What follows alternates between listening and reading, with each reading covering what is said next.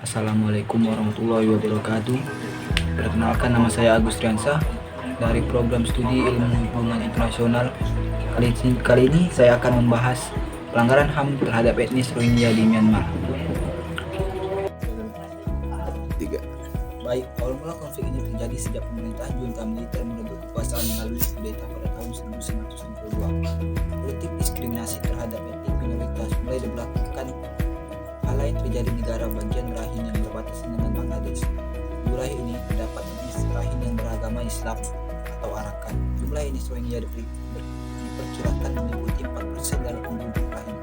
Tetapi bila dibandingkan dengan jumlah Rakhine yang muda, Muslim Rohingya menjadi kelompok minoritas di Myanmar secara umum jika dibandingkan dengan etnis Burma, terutama terhadap etnis Rohingya yang dianggap bukan orang asli Burma.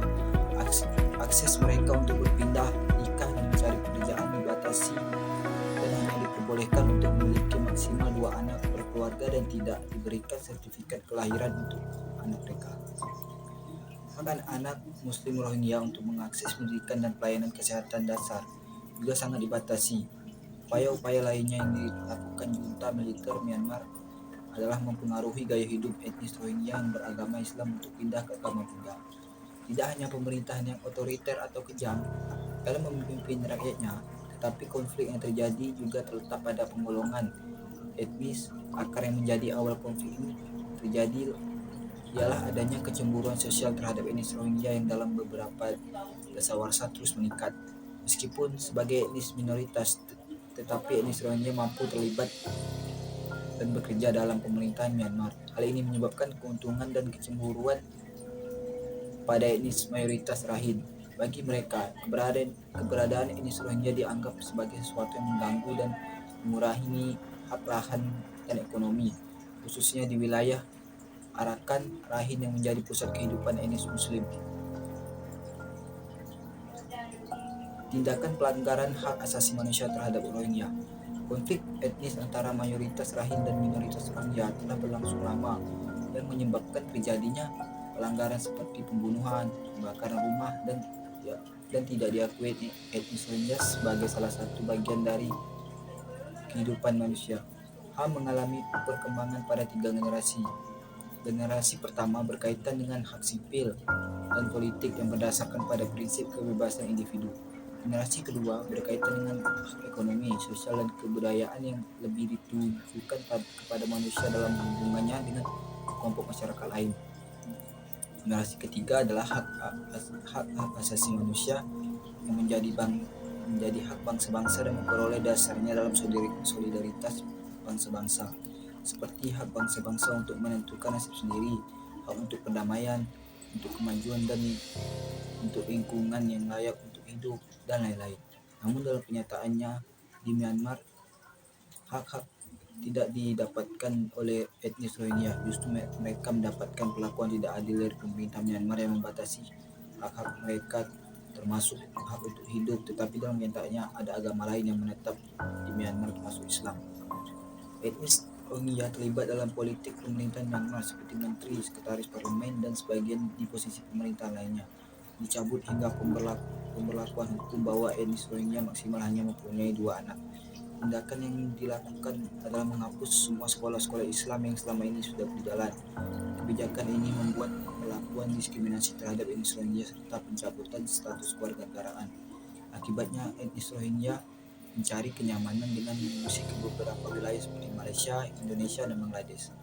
Tentunya etnis Rohingya berhak mendapatkan perlindungan hak asasinya. Perlakuan buruk yang terjadi terhadap etnis Rohingya telah dijelaskan di bagian akar konflik, yaitu ketika masa pemerintahan Ne Win tahun 1962 hingga puncaknya pada tahun 2012, di mana penduduk etnis dan Rakhine menyerang bis dan membunuh 10 orang Muslim yang diduga oleh etnis Rakhine. Sebagai Rohingya berada dalam bis, ada alasan kenapa sebagian masyarakat Rohingya masih tetap tinggal. Ada alasan kenapa sebagian masyarakat Rohingya masih tetap tinggal di Rakhine, karena mereka merasa bahwa Rakhine adalah tempat asal mereka dan sudah sangat lama mereka berdomisili di tempat tersebut. Bahkan sebagian warga pernah terlibat dan berpartisipasi dalam dunia politik Myanmar. Sebagian dari mereka juga mengalami kesulitan dalam mengungsi ke wilayah lain karena akses dan transportasi yang begitu sulit. Cut. Ya. Di bawah ini akan dijelaskan tindakan-tindakan pelanggaran HAM serta jumlah korban yang terjadi di Myanmar dari tahun 2012 sampai 2017 terhadap etnis Rohingya yang dirangkum dari berbagai sumber. Setiap tahunnya, jumlah korban pelanggaran hak asasi manusia terhadap etnis Rohingya mengalami peningkatan, terutama tindakan kekerasan yang menyebabkan warga Rohingya mengungsi. Hingga sekarang, konflik ini belum menemukan solusi yang tepat, meskipun banyak negara dan organisasi internasional turut serta dalam upaya menyelesaikan konflik tersebut. Karena tindakan kekerasan yang terus dilakukan mengakibatkan jumlah warga Rohingya yang mengungsi terus mengalami peningkatan di beberapa negara seperti Indonesia dan Bangladesh. Respon ASEAN dan dunia terhadap pelanggaran hak asasi manusia dalam konflik Rohingya. 10 negara yang bergabung menjadi anggota ASEAN dalam permasalahan Rohingya yang terjadi di Myanmar, terutama Indonesia yang masuk ke dalam anggota ASEAN, tidak tinggal diam. Bantuan kemanusiaan yang diberikan pemerintah Indonesia kepada pengungsi Rohingya di Aceh telah membuka mata dunia untuk ikut serta dalam membantu krisis kemanusiaan di Rohingya, Myanmar. Namun, dalam menghadapi konflik Rohingya, harus berhati-hati. Hal ini dikarenakan ASEAN menganut prinsip non-intervensi, yaitu prinsip untuk memastikan bahwa masalah tiap-tiap negara harus diurus masing-masing tanpa adanya campur tangan dari pihak luar. Namun upaya-upaya yang telah dilakukan oleh ASEAN sebagai organisasi internasional antara lain berperan dalam mengelola konflik, dan sejumlah kepala ASEAN sepakat untuk menekan agar konflik bisa terselesaikan dan mengakhiri konflik antara etnis Buddha dan Muslim. Baik, sekian hasil presentasi saya. Mohon maaf atas kekurangannya. Wassalamualaikum warahmatullahi wabarakatuh. Salam. Antara Buddha dan Muslim ini semakin menambah daftar panjang dan kompleksitas kekerasan di Myanmar. Perlu diketahui, sejak merdeka tahun 1948, Myanmar tenggelam dalam lingkaran setan. Kekerasan dan kubangan konflik yang tak kunjung sirna dan belum tentu ada tanda akan usai dalam waktu dekat ini.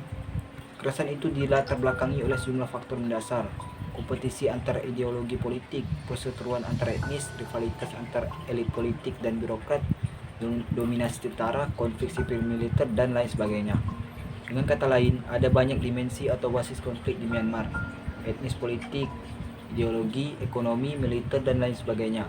Tidak melulu agama. Konflik berdimensi agama atau Buddhisme, Islam, gerakan anti-Muslim Rohingya, atau kerusuhan antar kelompok-kelompok agama Buddha Muslim hanyalah satu dari sekian daftar kekerasan di negara yang dulu bernama Burma ini. Rohingya juga bukan satu-satunya jenis yang menjadi korban kekerasan. Berbagai kelompok etnis, khususnya kelompok separatis etnis bersenjata, juga menjadi target kekerasan rezim pemerintah pusat dan militer. Rakhine juga bukan satu-satunya kawasan yang dilanda kekerasan sosial dan struktural. Shan dan Kachin antara lain adalah kawasan lain yang sangat rawan kekerasan karena memiliki sejarah separatisme etnis yang cukup panjang. Sejak 1980-an, beberapa upaya perdamaian dan resolusi konflik dilakukan, tetapi hasilnya selalu nihil.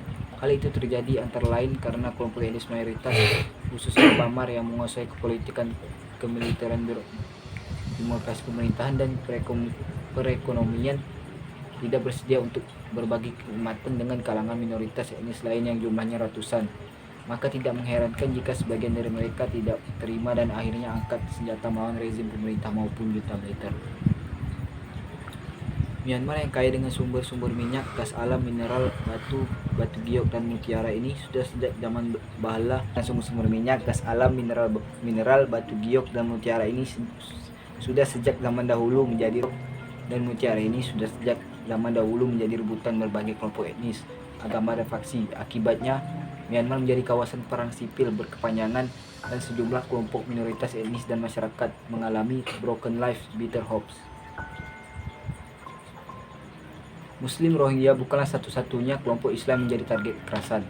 Muslim Kaman yang juga tinggal di kawasan Rakhine juga menjadi objek dan sasaran kekerasan, baik oleh kalangan militer maupun kelompok radikal ekstremis Buddha seperti Mabata atau 99 yang dipimpin oleh Asin Wiratu, seorang pendeta Buddha bigot dan anti-Muslim.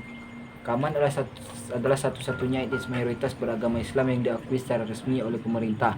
Ada sekitar 135 kelompok etnis yang diakui secara legal eksistensinya oleh pemerintah Myanmar.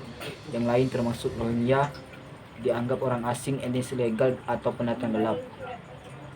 Kelompok Muslim lain di Myanmar yang mengalami kekerasan komunal dan struktural adalah Chuliyas, Kaka, dan Pathans. Menurut Imtiaz Yusuf, Direktur Center for Buddhist Muslim Understanding, Mahidol University, mereka semula merupakan berbagai kelompok Muslim di India yang dibawa oleh pemerintah kolonial Inggris ke Myanmar untuk dipekerjakan di berbagai sektor ekonomi dan birokrasi pemerintah kolonial. Karena latar belakang Muslim India, mereka pun mengikuti tradisi keislaman di India dan menjadi pengikut Barelwi, Deobandi atau Jamaat Tabligh. Mereka juga menggunakan Urdu sebagai bahasa komunikasi.